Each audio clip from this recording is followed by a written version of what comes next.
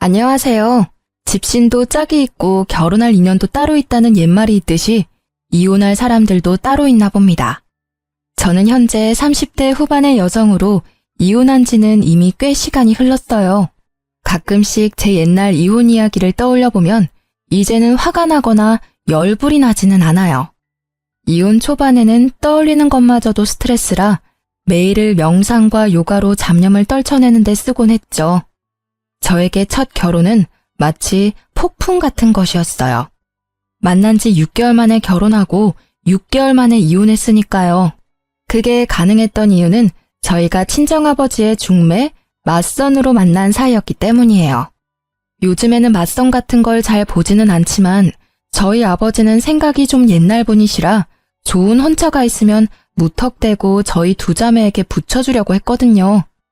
저는 생각보다 수동적인 사람이라 중매나 맞선, 소개팅이 그렇게 거부감이 있는 사람은 아니었거든요. 저와 남편이 처음 만날 날은 봄에서 여름으로 넘어가는 꽃피는 계절이었어요. 남편의 직업은 의사였고 저는 일반 회사원이었죠. 아버지는 병원에서 남편을 보고는 결혼하지 않은 걸 확인하고 딸과 맞선을 보라고 권했고 남편이 그에 응해 맞선 자리에 나오게 된 거죠. 어지간히도 딸을 의사와 결혼시키고 싶었던 모양이었어요. 저희는 생각보다 많은 이야기를 나누었고 무엇보다 남편의 적극적인 구애로 만난 지 6개월 만에 결혼을 하게 됐어요. 친구들은 1년을 만나봐야 된다고 말했지만 남편과 아버지는 빨리 결혼하라고 부추기는 바람에 빨리 결혼하게 된 거죠. 시댁은 시골에서 농사를 짓고 계셨기에 남편 결혼에 도움을 주실 수 없는 상황이었고 남편은 개원을 앞두고 있어 모아둔 돈도 모조리 다 쓴 상황이었어요. 그래서 어쩔 수 없이 그 당시 제가 살고 있던 아버지 명의의 집에서 신혼살림을 차리게 됐어요. 그때 아버지는 의사 사위를 갖게 해준 저에게 그 아파트 명의를 제게 이전해 주셨어요. 그런데 결혼 전 딱 한 가지 걱정되는 게 있었어요. 남편의 비싼 물건에 대한 애정이요. 사치와 낭비라고 하면 좀 너무할지도 모르지만 제 눈에는 그렇게 보이더라고요. 지금 당장 돈도 없는데 엄청 고가의 물건을 사들이지를 않나? 무조건 좋은 걸 사야 한다고 하지를 않나? 저는 솔직히 일반 회사원으로 일했기 때문에 생각보다 소비 규모가 작은 편이었는데 남편은 그렇지 않더라고요. 빚뿐인데도 돈을 펑펑 쓰는 남편이 불안했지만 그 당시에는 알아서 잘 조절할 거라는 생각을 했어요. 혹시라도 조절이 되지 않으면 내가 조절해주면 될 거라는 오만한 생각까지 했었죠. 저희 결혼에 문제가 생긴 건 결혼식 바로 전날이었어요. 그날 남편에게 오래 사귀었던 여자가 있었다는 걸 알게 됐죠. 솔직히 예전 여친이 없었을 거라는 생각은 안 해요. 제가 첫 여자라는 웃기지도 않는 착각을 하는 것도 아니고요. 정상적인 성인 남자가 30대 초반에 첫 연애를 한다는 건 아무리 봐도 이상한 일이잖아요. 당연히 남편에게도 사귀던 여자가 있을 거라는 생각은 했는데 이건 시기가 문제였어요. 제가 그 여친의 존재를 알게 된 건 남편이 찍어준 제 웨딩드레스 사진을 보던 도중이었어요. 제게 폰을 맡기고 화장실을 가는 남편을 보며 저는 신나게 제가 입었던 드레스를 보고 있었어요. 그런데 손가락을 잘못 누르는 바람에 사진 휴지통으로 들어가게 되고 그 휴지통 안에 웬 젊은 여자의 셀카 사진이 있는 걸 발견했어요. 보통 휴지통은 30일 전 사진까지 저장이 되고 이후 순차적으로 삭제가 되는데 이 사진이 휴지통 안에 있다는 건 요 한 달간 만나서 사진을 찍었다는 게 되잖아요. 게다가 그 사진첩 안에는 둘이서 팔짱을 낀 사진이나 배경으로 유명 여행지가 찍힌 사진이 많았어요. 아무리 봐도 최근이라는 생각이 들어 남편이 오자마자 그 사진을 들이밀며 말했어요. 이 여자 누구야? 설마 바람핀 건 아니지? 팔짱도 끼고 여행도 같이 간 것 보니까 보통 사이는 아닌 것 같아서 묻는 거야. 진짜 다른 여자 만난 거야? 나랑 사귀면서? 아니야. 그런 오해할까봐 내가 걱정하긴 했는데 이 여자는 예전에 사귀던 여자애야. 헤어진 지는 벌써 오래됐고, 나 당신이랑 사귀면서 이 여자랑 관계도 정리했어. 그런데 왜 사진이 최근 거냐고. 사귀지도 않는데 팔짱 끼고 놀러가고 그래? 헤어졌다면서 웃는 얼굴로 사진도 찍고? 아니야. 내가 결혼한다고 했더니 마지막으로 한 번만 함께 여행 가달라고 해서 같이 가준 거야. 그것도 친구로서 부탁하는 거라고 하는데 어떻게 그걸 못 간다고 할 수 있어? 게다가 얘랑 6개월 전에 헤어져서 그동안 한 번도 만나지 않다가 청첩장 주려고 연락한 거야. 혹시 안 나가면 나쁜 짓 할까봐 같이 여행 가준 거고. 정말 맹세코 나한테는 당신뿐이거든. 그런 오해받는 것도 정말로 마음의 상처라고. 그럼 사진은 왜 남겨둔 거야? 삭제하고 지워버리면 끝인데 왜 내가 이걸 보도록 만들었냐고. 정말로 신경을 안 써서 그랬어. 나도 어제 부랴부랴 사진 확인하고 버렸거든. 내가 진짜로 이 여자랑 사귀고 있었으면 그런 사진을 남겨둘 리 없잖아. 정말로 떳떳하지 못한 여행이었으면 사진을 내 폰으로 찍었을 리 있겠어? 그제야 저희의 짧았던 만남이 실감됐어요. 이래서 친구들이 길게 만나보라고 한 거였구나. 그런데 지금 당장 파혼하기도 어려운 일이었거든요. 일단 친정에서 특히 아버지의 의사 사위에 대한 자랑스러움이 워낙 컸거든요. 온 동네방네 돌아다니며 소문을 다 내셔서 지금 파혼을 결정하면 아버지 얼굴에 먹칠을 할 것 같았어요. 그리고 사진을 유심히 보니 사진 속 옷이 제가 남편을 만나기 전에 초봄인 것처럼 보였어요. 그래서 최대한 단순하고 편하게 생각하기로 했어요. 이제 곧 결혼할 남자를 의심하는 건 좀 아닌 것 같다고요. 사진을 간직했다면 모를까. 사진을 삭제까지 한 남자가 설마 바람을 피고 있을까 하는 생각으로요. 다만 남편에게는 단단히 일러두기로 했어요. 있지, 나는 다른 건 다 용서해도 바람은 절대로 용서 안 해. 남자의 바람은 나한테는 이혼 1순위거든. 나는 내 사람을 남과 나누고 싶은 마음도 없어. 그러니까 당신은 절대로 외도 생각하지 마. 만약 그렇다면 나는 무조건 이혼할 거야. 아버지가 뭐라고 하든. 그럼 당연하지. 나도 바람피는 사람은 싫어. 그런 더러운 짓을 하는 사람을 믿을 수가 없잖아. 평생의 반려를 배신하는 행동은 절대 안 할 거니까 꼭 믿어줘. 나한테는 정말로 당신뿐이거든. 전 여친한테도 벌써 말했어. 호호 할아버지가 돼도 나는 우리 와이프뿐이라고. 저는 그 말에 남편을 믿기로 했어요. 물론 마음의 의심은 좀 남아있었지만 남편은 무척 세심하게 저를 챙겨줬거든요. 바람을 필 수 있는 시간적 여유도 없어 보였고 저와 있는 시간을 무조건 만들어줬기에 의심을 없애버리고 안심할 수 있었어요. 그렇게 평화로운 결혼 생활이 될 거라고 생각했는데 그리 쉽게 넘어가지는 않더군요. 그날에는 남편이 집에 없었어요. 1박 2일로 남자 동기들과 낚시 여행을 가는 날이었거든요. 한 달에 한 번씩 또는 2달에 한 번씩 꼭 가는데 저도 처음에는 의심해서 따라간 적이 있었는데 정말로 친구들끼리만 모여 노는 자리였어요. 몇 번 따라가고 난 뒤부터는 괜히 의심하는 것 같아서 따라간 적 없었어요.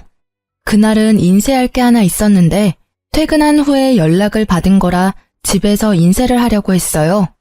저는 집에서 컴퓨터나 노트북을 잘 쓰지는 않거든요. 핸드폰도 있고 웬만한 건 회사에서 처리가 가능하니까요. 그래서 신혼집에 있는 컴퓨터는 남편이 가끔 일을 하거나 자료를 찾거나 게임을 할 때 사용하곤 해요.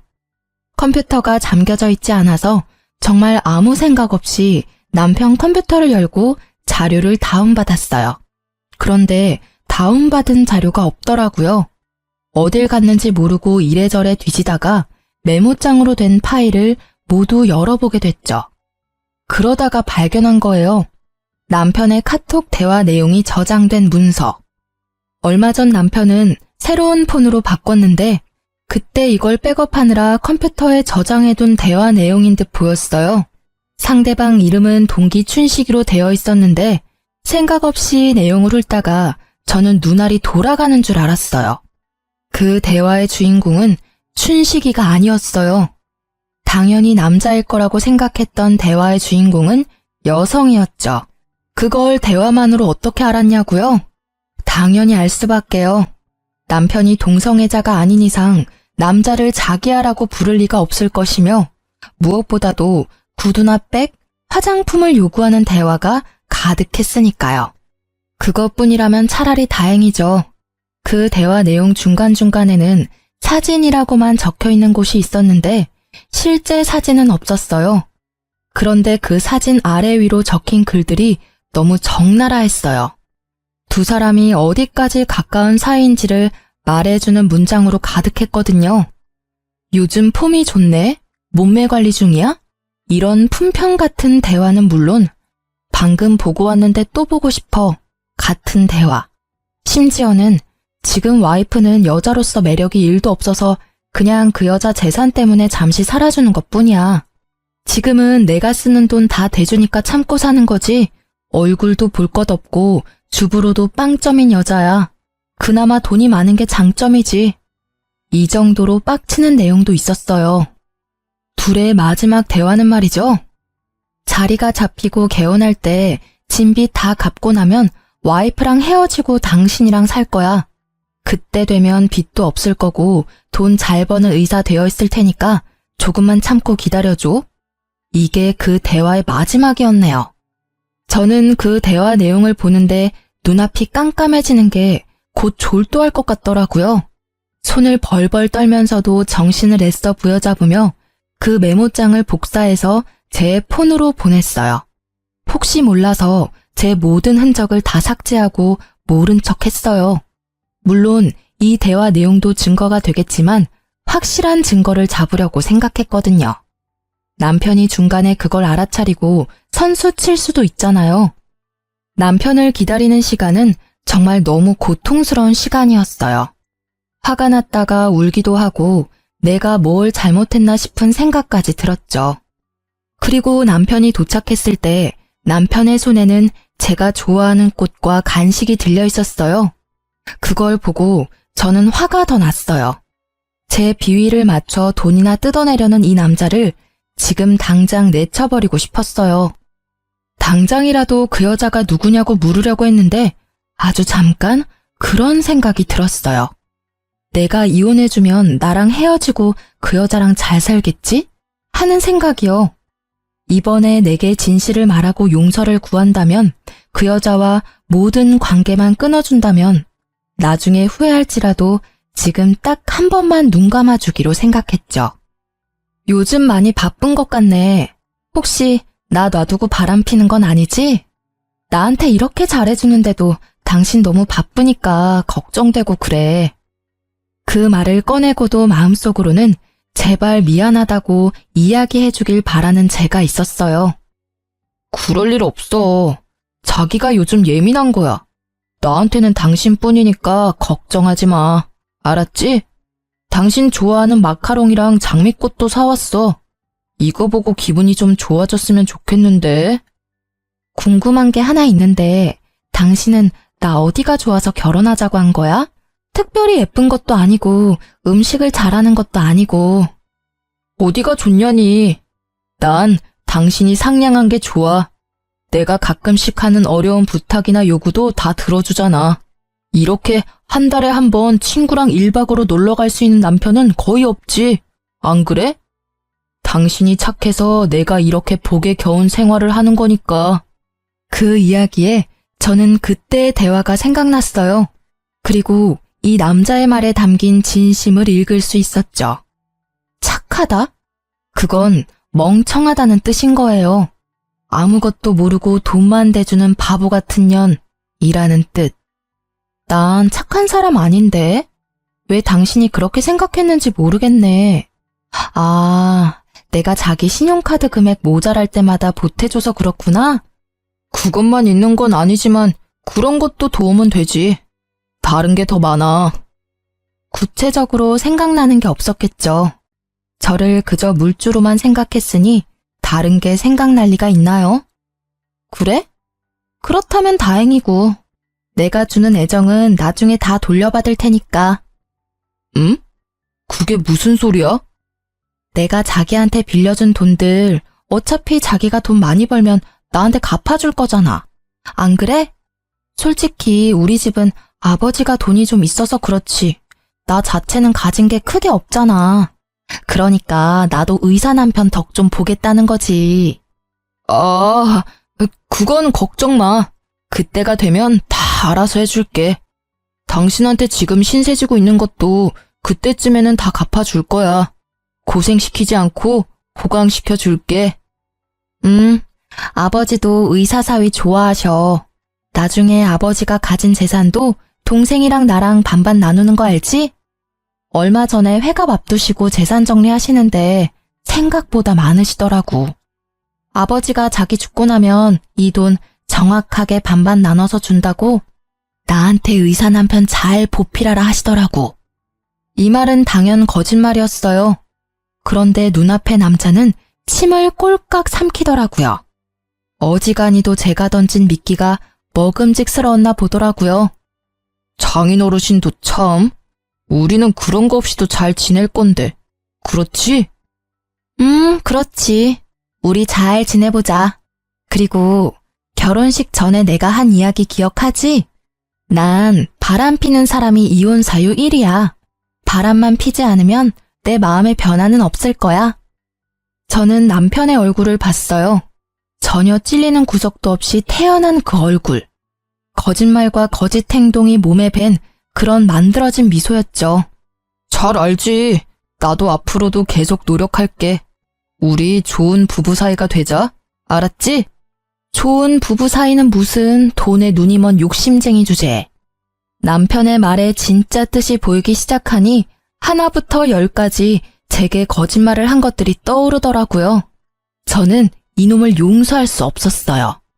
그래요, 이놈. 사람이 아닌 놈이죠. 이혼을 결심한 저는 남편의 뒤를 캐어 증거를 더 모으기로 했어요. 이때 저는 결혼과 함께 퇴사를 한 직후였기에 전업주부로 집안일만 하는 중이었으니 시간은 남아 돌았죠. 제 폰에 옮긴 메모장을 정독하며 두 사람의 패턴을 정리했어요. 어디에서 자주 만나는지, 무엇을 자주 하는지, 그리고 두 사람의 대화에서 특정 장소가 자주 언급되는 걸 발견하고 저는 그곳으로 가서 상간녀의 모습을 확인하기로 했어요. 하루, 이틀, 사흘, 그렇게 일주일이 지나고 남편이 내게 친구와 회식이 있어 늦는다는 문자를 보내왔어요. 그리고 저는 얼마 뒤 제 눈앞에 보이는 남편의 모습을 보며 오늘 상간녀를 볼 수 있을 거라고 확신했죠.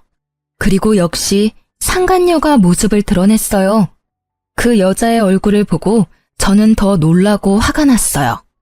남편과 오랫동안 만났다가 헤어졌다는 결혼식 직전에 제게 들킨 전 여친이었거든요. 소리라도 지르며 당장 뛰어가고 싶은 것을 꾹 참았어요. 참을수록 복수는 속이 시원하겠죠. 지금 당장은 바람난 남편 뒤나캐는 못난 여자처럼 보일 테니까요. 죽어도 그렇게 보여주기 싫었어요. 잘못은 남편 놈과 저 상간녀가 했는데 말이죠. 저는 그 뒤로도 그 여자의 뒤를 캐기 시작했어요. 그렇게 여자를 쫓아다닌 지 3일 만에 그 상간녀가 만나는 사람들을 보다가 아주 좋은 복수 방법이 생각났어요. 저는 그 자리에서 제 여동생에게 전화를 걸었어요.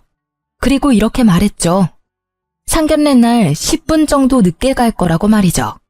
사실 여동생은 그 다음 주에 상견례를 앞두고 있었어요. 여동생이 시집가는 그 집안도 교육자 집안으로 아버지가 좋아할 만한 교양 있는 분들이셨죠. 자기야, 내가 오늘 중요한 날이니까 시간 비워두라고 했지? 오늘 일정 있던 건 아니었어? 오늘은 일정 없어. 근데 오늘 무슨 날이야? 그건 도착할 때까지 비밀인데. 일단 정장도 입고 좀 꾸미고 와. 알았어. 어디 좋은 데 갈 거야? 싱글벙글 웃는 남편은 좋은 곳에 간다고 생각한 것 같더라고요. 격식 있는 옷을 입어야 입장이 가능한 곳이라고 생각했나 봐요. 저는 차에 타고는 일부러 내비의 주소를 입력하지 않고 직접 어디로 가야 하는지 방향을 알려줬어요. 남편은 귀찮아했지만 별말 안 하고 잘 따라왔어요. 남편은 이상하게 생각한 듯 했지만 그래도 무사히 상견례 장소에 도착할 수 있었죠. 제가 도착한 시간은 본래 상견례 시간보다 10분 정도 늦은 시간이었어요.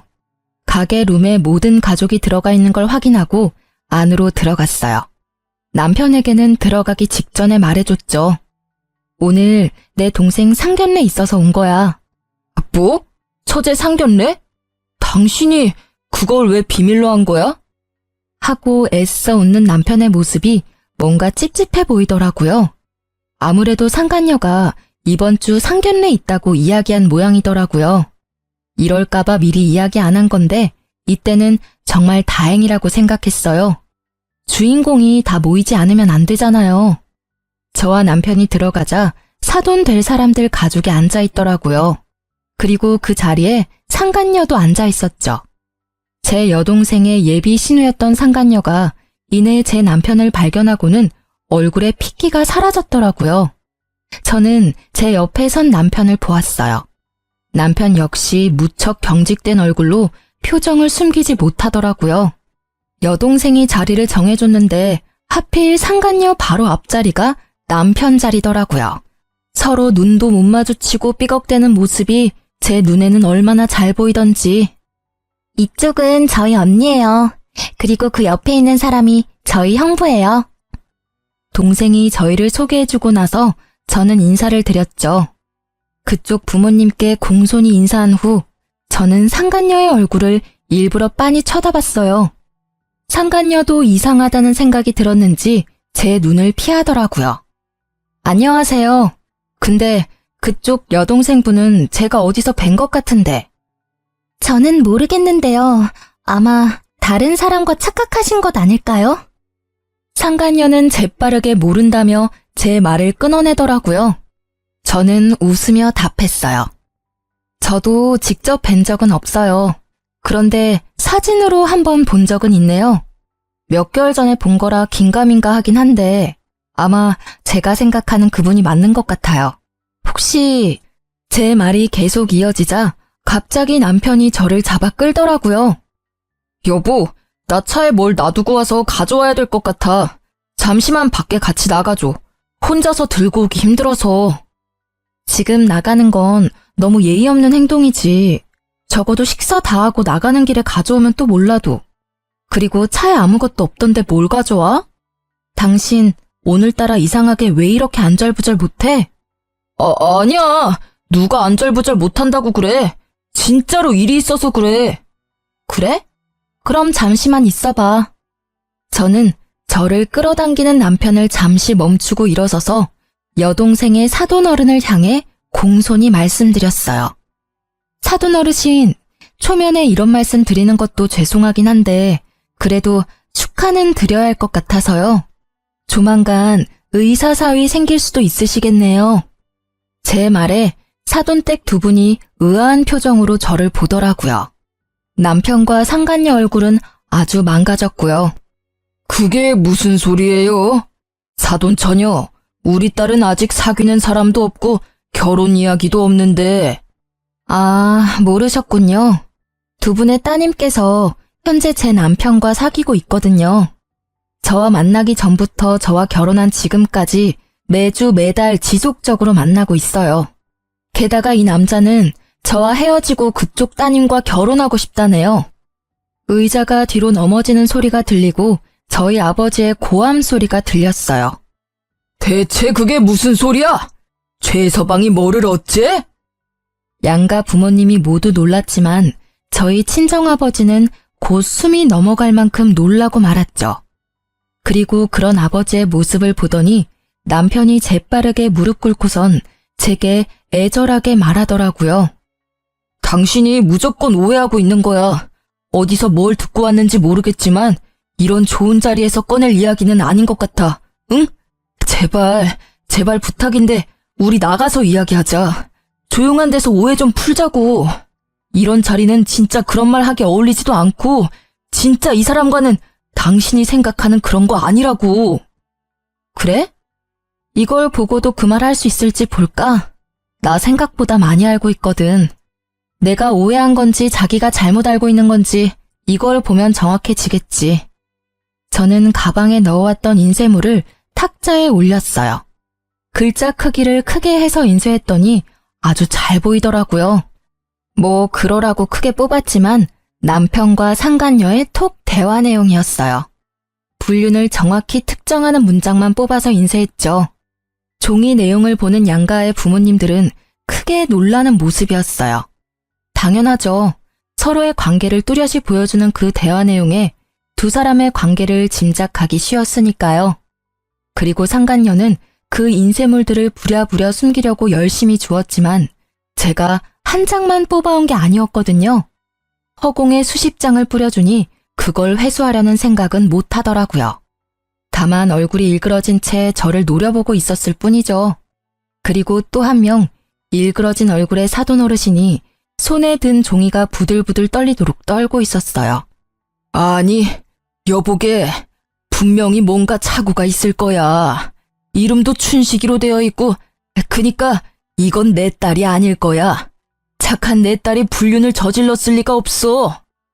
사돈 어르신이 당황한 말투로 저에게 뭔가 잘못됐다며 말했어요. 필사적으로 딸을 변호하려 애쓰시더라고요. 그건 당연한 일이죠. 아버지가 딸을 변호하는 건. 그래서 좀 더 정확하게 알 수 있도록 말해드렸어요. 그게 궁금하신가요? 불륜을 하면서 당당하게 여자 이름을 저장하는 사람이 있을 리가 없죠. 이름은 가명일 겁니다. 그렇지만 의문을 가지는 건 당연하세요. 그러니까 아가씨, 폰 좀 빌려주실래요? 당신 전화기로 우리 남편한테 전화하면 분명 대학 동기 춘식이라고 뜰 텐데. 제가 번호를 알려드릴게요. 010. 제가 남편의 전화번호를 읊는 도중에도 상간녀는 절대로 자기 폰을 들지 않았어요. 오히려 다른 사람이 더 흥분해서 말했죠. 뭐하고 있어? 빨리 전화해봐. 너 설마 진짜로 불륜을 저지른 거야? 유부남이랑 사귄 거냐고. 번듯하고 멀쩡한 오빠 밑에 이런 여우 같은 여동생이 있다니. 애가 달아서 난리가 났더라고요. 그리고 그런 상간녀의 모습에 불륜을 확신하신 아버지는 털썩 주저앉고 말았어요. 이게 다 뭔 일이냐. 설마 최서방이 이런 짓을 저지를 줄이야. 내가 바라던 사위가 내 딸한테. 아버지, 의사 남편 두신 거 자랑스러워 하셨잖아요. 그런데 전 이제 이런 남편 필요 없어요. 머리만 좋으면 뭐해요? 그 좋은 머리를 몰래 바람 피는 데나 활용하는데. 여보, 미안해. 다 내가 잘못했어. 그치만 이혼만은 안 돼. 그러니까 제발 부탁이야. 내가 뭐든 할 테니까 제발 이혼한다고는 말하지 마. 내가 다 설명할게. 하나부터 열까지 당신이 충분히 이해할 수 있도록 내가 설명할 테니까 제발 밖에 나가서 이야기해. 남편은 그 자리에 무릎을 꿇으며 제게 매달리더라고요. 미안한데 나는 당신 ATM기가 아니거든? 그러니까 오늘부로 내 집에서 당장 나가. 사실 그 톡 대화 내용 나 다 봤어. 당신이 폰 바꾸기 전에 백업해둔 예전 내용까지 싹 다. 이런 대화를 보고 제정신으로 당신이랑 계속 만날 수 있겠어? 돈 때문에 결혼했다는데 내가 왜 당신이랑 같이 있어야 하는데? 어차피 나랑 이혼할 생각이었다면서. 생각한 것보다 더 일찍 헤어져 준다니까? 그 후에 둘이서 콩을 볶든 깨를 볶든 행복하게 잘 살면 되잖아. 왜 결혼 도중에 사람을 바보 만드냐고. 6개월 만에 결혼하자고 졸라서 할 만큼 우리 집 돈이 탐났어? 그런데 어쩌지? 나는 이제 더 이상 그 돈 못 주는데. 다른 데서 알아봐 이제. 아니야, 진짜 오해야. 그 뒤로 우리 진짜 만난 적 없고 나는 당신뿐이라고. 당신 없으면 나는 안 돼. 나 진짜로 당신 돈 때문에 만난 거 아니야. 그냥 그건 헛소리가 나온 거고. 그래, 술 취해서 그랬나 봐. 나는 기억도 안 난다고. 나 진짜 이혼 못해. 왜? 얼굴도 못생겼고 주부로도 못 쓰는 여자가 뭐가 중요해서. 아, 여전히 돈 때문이니? 그렇다면 이제는 저 여자한테 달라고 하면 되잖아. 왜 나한테 달라고 그래? 그리고 분명히 말하는데 내가 내 돈은 다 돌려받을 거야. 위자료는 물론 상간녀 소송도 걸 거야. 위자료 싹 다 받아먹을 거고 내가 당신한테 사준 것들은 고스란히 놔두고 가야 될 거야. 가져가고 싶으면 돈 내고 가져가던가. 저는 매달리는 남편을 뿌리치고 상간녀를 보고 말했어요. 그리고 잘 들으셨죠? 당신한테도 소송 걸 테니까 그렇게 알고 있어요. 이렇게 좋은 자리에서 소송 이야기해서 좀 그렇지만 결혼은 집안끼리의 결속이잖아요. 언니 남편과 불륜을 저지른 상간녀가 신우이라니 그게 무슨 막장 드라마냐고요. 동생에게는 정말 미안해서 얼굴을 못 들겠네요. 잘못은 저 두년놈이 저질렀는데 왜 저와 제 동생, 가족들이 고통받아야 하는지 모르겠어요. 동생에게 처음 이 이야기를 했을 때 동생은 과하게 충격받았어요. 그렇지만 신우이로 그 상간녀를 대해야 한다는 걸 알고는 이 결혼에 대해 다시 생각해보기로 했어요. 애초에 그 남자도 아버지의 중매로 알게 된 사람이었거든요. 저도 오빠 결혼은 다시 생각해볼게요. 교육자 집안이라고 해서 다들 훌륭한 분들이라고 생각했는데 상간녀를 신우이로 모셔야 하는 상황이라면 누구라도 싫지 않을까요? 그것도 언니의 가족을 깬 장본인인데. 동생이 결혼을 하지 않겠다고 말하자마자 친정아버지가 버럭 소리쳤어요. 야, 이 괘씸한 놈아! 내 돈 내놔! 개원할 때 나한테 빌린 돈 당장 개원해! 이 사기꾼 놈아! 감히 내 딸을 두고 바람을 폈어? 게다가 내가 맞선을 이야기할 때도 둘이 사귀고 있었다고? 내가 내 손으로 딸 인생을 망쳐버렸어. 그 책임 어떻게 질 거냐? 어떻게 질 거냐고! 아버님, 제발 진정하세요. 제가 다 잘못했습니다. 그러니 한 번만 봐주세요. 앞으로는 속죄하는 마음으로 와이프에게 충성을 다해서. 말이나 못하면 밉지는 않지. 너 같으면 진정하게 생겼냐? 넌 내 딸만 속인 게 아니라 우리까지 속인 거야. 그래놓고 뭐? 충성? 아주 거짓말이 입에 붙은 놈이구만. 사기꾼 주제에 우리 딸을 돈 뽑는 기계로 생각했다고? 그 돈으로 저 여자랑 놀러나 다닌 거야? 너 같은 놈한테는 단돈 1원도 아까워. 내가 줬던 돈 다 돌려주지 않으면 너 일할 때마다 찾아가서 돈 갚으라고 시위할 거야. 저는 저보다 더 흥분한 아버지를 말리느라 힘들었어요. 솔직히 제가 하고 싶은 말들을 아버지가 다 해버리셨거든요. 결국 남편은 아버지에게 빌린 돈 7천만 원에 의원 개원을 명목으로 빌린 대출금 1억 5천까지 고스란히 빚으로 떠안게 됐어요. 게다가 그뿐만이 아니었어요. 이번 달까지 쓴 엄청난 금액의 신용카드 금액에 곧 이혼 소송으로 지불해야 할 위자료도 내야 했죠. 그러니 사색이 되어 있더라고요. 얘야, 뭐라고 말 좀 해봐. 저 사람들 말이 다 사실이냐? 네가 진짜로 유부남이랑 만난 게 맞아? 어떻게 네가 그럴 수가 있어? 우리가 너를 어떻게 키웠는데? 저쪽 집은 저쪽 나름대로 뒤집어졌더라고요. 파혼당한 상간녀의 오빠도 자기 여동생을 추궁하더라고요. 너 때문에 내 인생 망했어. 지금 네가 저지른 일 때문에 내 인생이 얼마나 꼬인 건지 알기나 해? 미치려면 적당히 미쳐야지.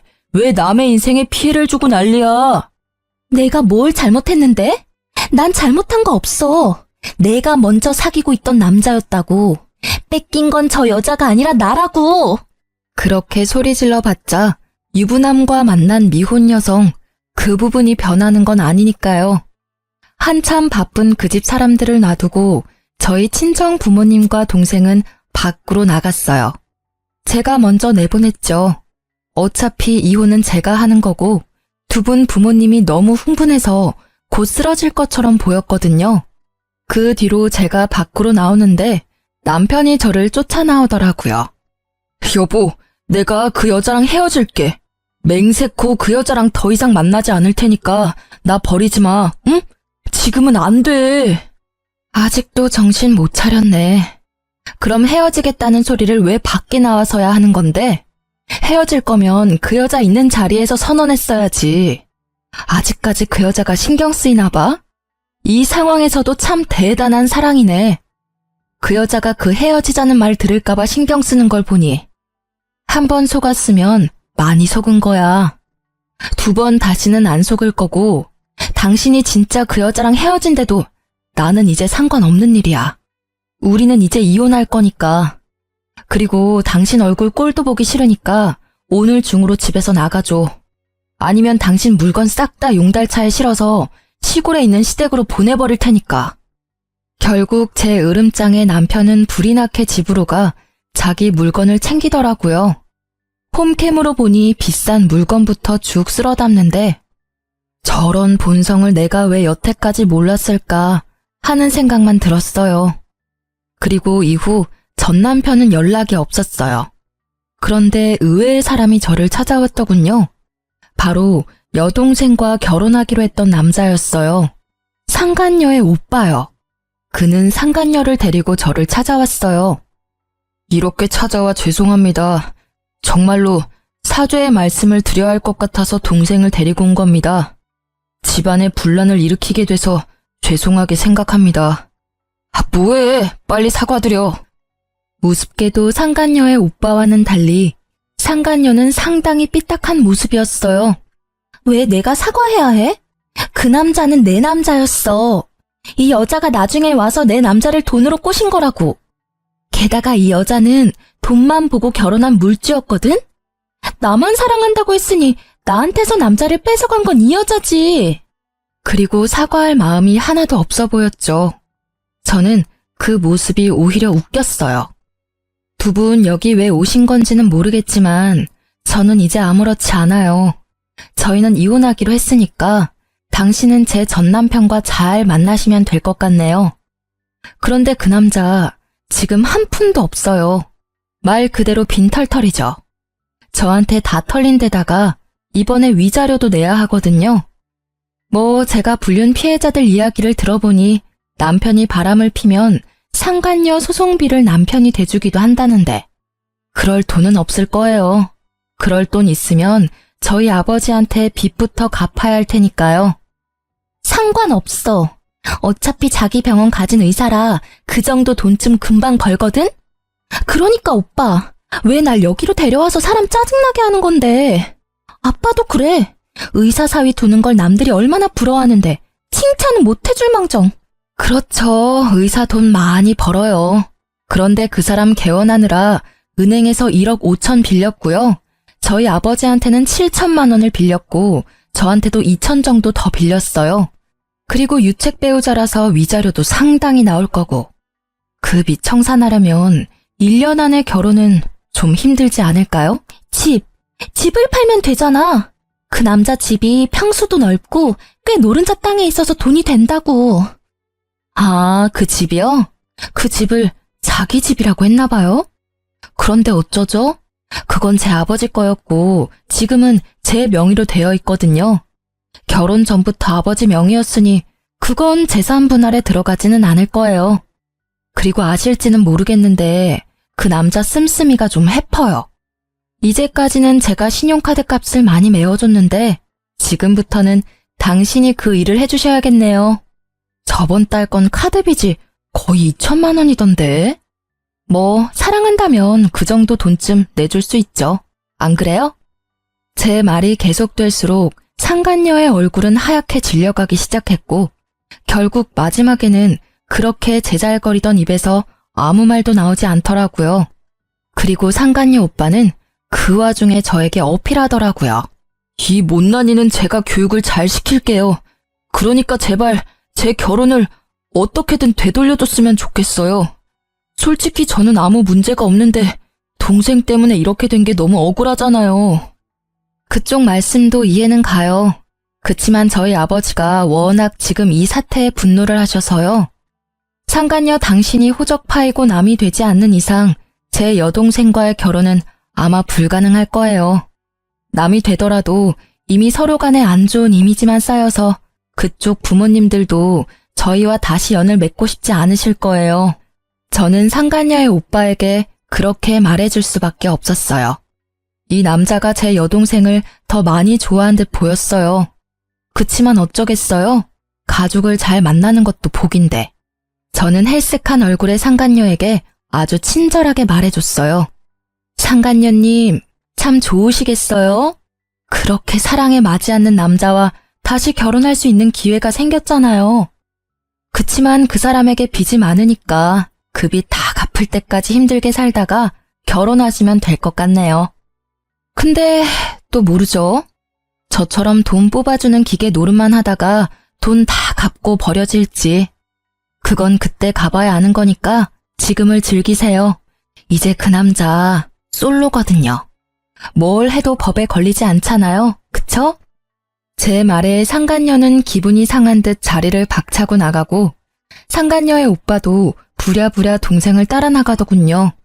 그 이후로 두 사람에게서 연락은 없었지만 나중에 들은 소문으로는 상간녀는 집에서 의절당하고 다른 지방으로 이사 갔다고 하더라고요. 그리고 1년쯤 지났을까? 백화점에 갔다가 우연히 전 남편과 마주친 적이 있어요. 여전히 비싼 브랜드만 골라서 구경하고 있더라고요. 제 버릇 남 못 준다는 말 틀린 거 하나 없어요. 아직 저와 아버지 빚을 다 갚지도 못한 주제에 고가의 물건을 사는 버릇은 고치지 못했더라고요. 일부러 다가가 아는 체 했어요. 이런 곳에서 다 보네? 잘 지냈어? 그랬더니 제가 들고 있는 봉투부터 보더라고요. 결혼 시절 전 남편이 갖고 싶다며 노래를 부르던 그 고가의 시계였거든요. 어머, 이런 데서 만나네? 잘 지내? 아, 이거 역시 알아보네. 1년 전이었으면 당신 것이 됐을지도 모를 시계야. 지금 재혼한 남편 생일 선물이거든. 뭐? 1년 만에 벌써 재혼? 너 설마 나 만나고 있던 동안 바람 폈어? 맞바람이면 나만 이런 고생하는 건 좀 아니지 않아? 미안하지만 맞바람은 아니야. 당신이 오해하는 것도 이해해. 솔직히 나는 당신한테 너무 당해서 다신 결혼 못할 줄 알았거든. 근데 내 짝은 다른 데 있었더라고. 그런데 상간녀랑은 잘 지내? 그쪽은 이미 헤어진 지 오래야. 상간녀 소송비 못 내준다고 하니까 헤어지자더라. 너 그 여자한테 뭐라고 말했어? 뭐 사실을 말했을 뿐이지.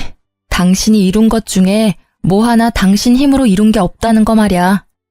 빚이 그렇게 많다는 게 헤어진 이유 중에 하나라면 이해는 해. 일반인들이 감당하기엔 확실히 큰 금액이잖아. 이렇게 이혼하고 보니 정말 다행이라는 생각이 들더라. 그리고 네가 이렇게 힘들게 사는 걸 보니 너무 기쁘고. 이혼한 뒤로 사람 많이 변했네. 그런 이야기도 할 줄 알고. 다른 사람의 불행을 자기 행복처럼 여겨도 되는 거야? 그리고 외도라고 해봐야 딱 한 번이었잖아. 외도 한 번에 이혼당했다고 하면 어디 가서 웃음거리밖에 안 된다고. 그만큼 당신이 날 믿지 못하고 사랑하지 못한 거지. 웃기시네. 외도는 한 번뿐이었지만 그동안 나한테 해온 거짓말은 하나가 아니었으니까.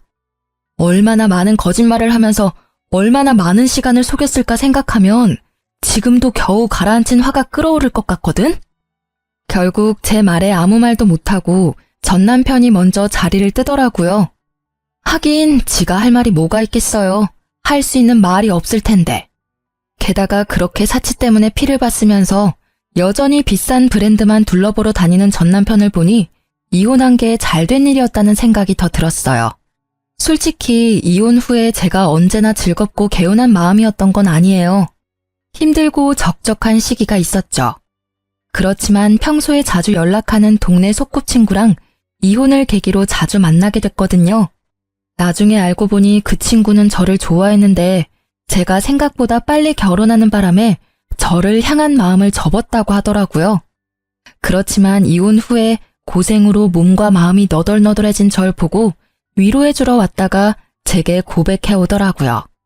저는 저만을 꾸준히 바라봐준 그 친구의 모습에 그 사람과 재혼을 결심했어요. 이혼한 지 1년도 되지 않은데 재혼을 결심하는 건 힘들었지만 그만큼 그 사람의 진심을 소중히 여긴 결과였어요. 이혼 소송 끝나고 바로 혼인신고도 했고요. 재혼한 사람은 의사처럼 돈 많이 벌고 사회적으로 유망한 직업은 아니지만 무엇보다 성실하고 책임감 있는 저만을 바라봐주는 듬직한 사람이에요. 제 이혼 후에 아버지는 조건이 그리 중요하지 않다는 걸 절실히 깨달으신 것 같았어요. 물론 서로 조건이 맞으면 정말 좋겠지만 욕심을 너무 부리다 보면 나중에 저처럼 피 볼 일이 생길 수도 있으니까요.